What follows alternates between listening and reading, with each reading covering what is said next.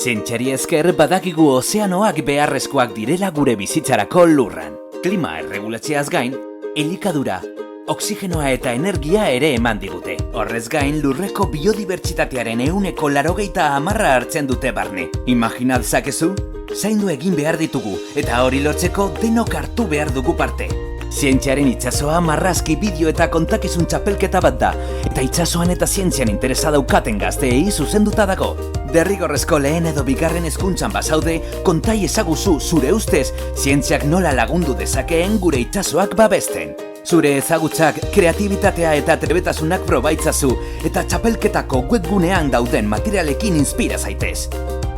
Parte hartzeko epea martxoaren 10ean bukatzen da. Lanak gaztelaniaz, katalanez, euskaraz, galegoz edo ingelesez egin dezakezu. Banaka parte har dezakezu eta balearretarra bidaia zientifiko bat irabazteko aukera izango duzu. Bertan zezikeren ikerketa ezagutzeko eta ICTS Sociberen kanpaina ozeanografikoan murgiltzeko Cabrera Parke Nazionalean barrena. Horrez gain, arbel digital batekin sarituko dugu bideo honena aurkezten duen gela. Osatu, margotu, filmatu, idatzi. Itsasoa da inspirazio hoberena.